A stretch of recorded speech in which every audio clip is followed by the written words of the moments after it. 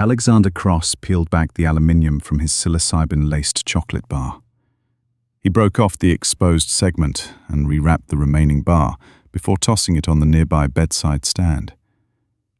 He broke up the piece in his hand into 4 bite-sized pieces. Music blasted into his ears from his earmuff headphones. He put the chocolate on a nearby paper plate and briefly pushed the headphones against his ears before closing his eyes and air-drumming along with the song. Someday, somebody's gonna make you want to turn around and say goodbye. Until then, baby, are you going to let him hold you down and make you cry? Don't you know? Don't you know things can change? Things will go your way if you hold on for one more day. He bobbed his head along with the song as he popped one of the pieces of chocolate in his mouth. He hunched as he stood up and sidled to the middle of the attic's room. Free to straighten his posture, he did so, slightly. "This tastes like poison," he muttered.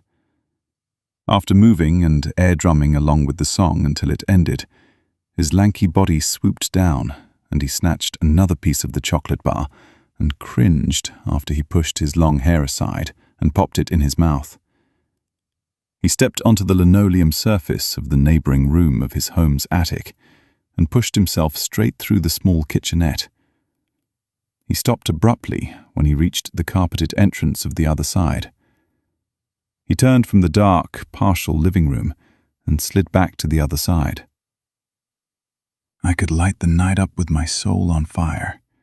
I could make the sun shine from pure desire.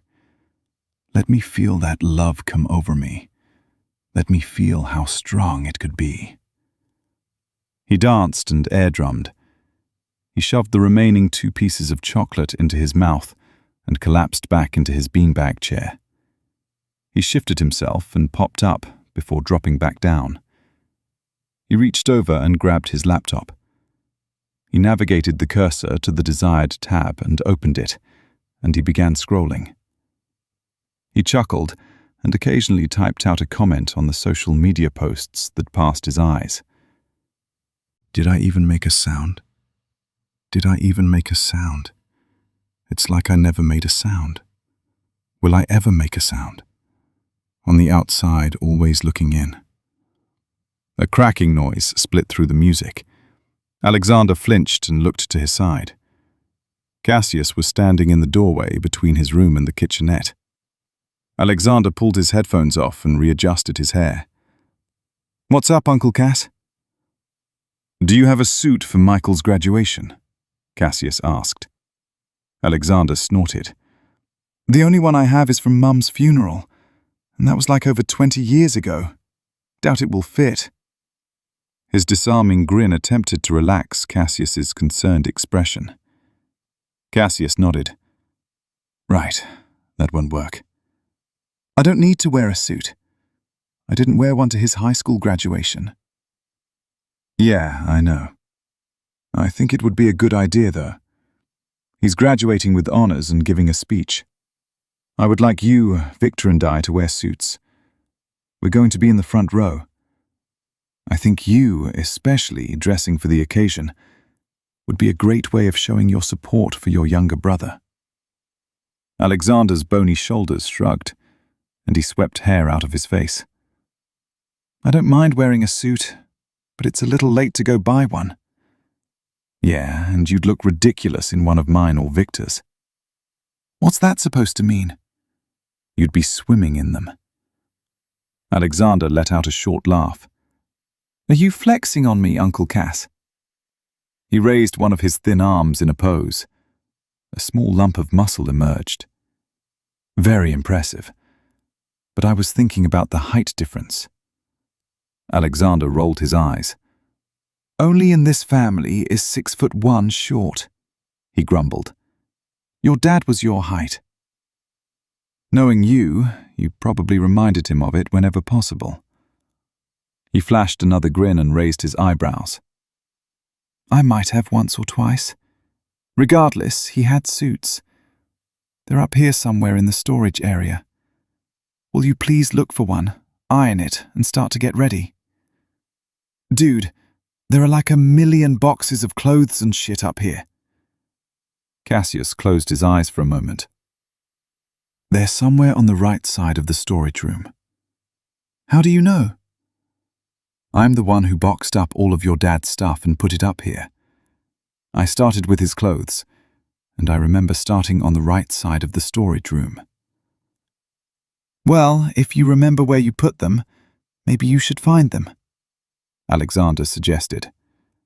Cassius exhaled. I have other things I need to do before I get ready. Alexander brought both hands to his face and swept his hair back. Okay, calm down. I'm on it, sir. He saluted. Thank you, Cassius replied. He turned around. Oh, he called back as he passed out of sight. And Alexander? Yeah? If you're not ready by the time we need to head out, I'm going to tell your brothers I heard you singing girly pop songs. Ha ha, you better not. He shook his head and returned his earmuff headphones to his ears. They're classics, he mumbled. Upon standing, he wobbled for a moment. His arms shot out as he navigated the hypotension. Shit, he laughed. Definitely feeling the shrooms. He took a few steps into the kitchenette and took a moment to marvel at how big it looked before heading to the storage room. Get out your guns. Battle's begun. Are you a saint or a sinner? If love's a fight, then I shall die with my heart on a trigger. They say before you start a war, you better know what you're fighting for. Alexander grabbed one of the big boxes and opened it while continuing to sing to himself. He found nothing but casual wear and tossed it aside. Dust exploded in his face as he pried another box open. Sometimes to win, you've got to sin. Don't mean I'm not a believer.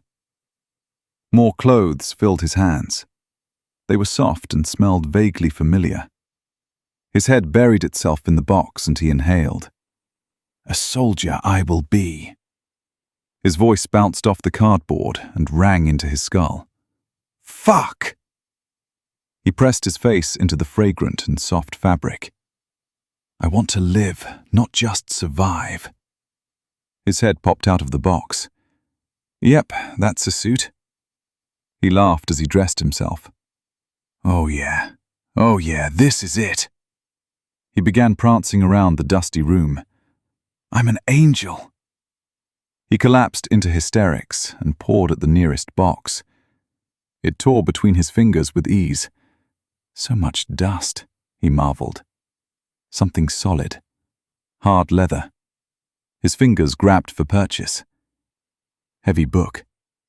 Alexander cracked open the thick cover and curled around the found treasure. Old paper aromas enveloped him. They say I'm a dreamer, he mumbled. Pages flipped. Names and dates.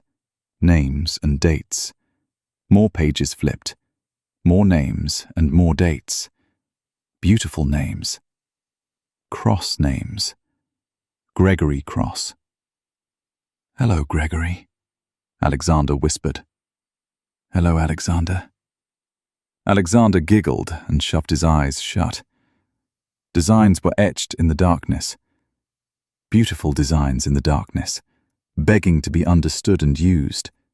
Tools, weapons. Major Tom will sing along. He giggled and swam in the darkness.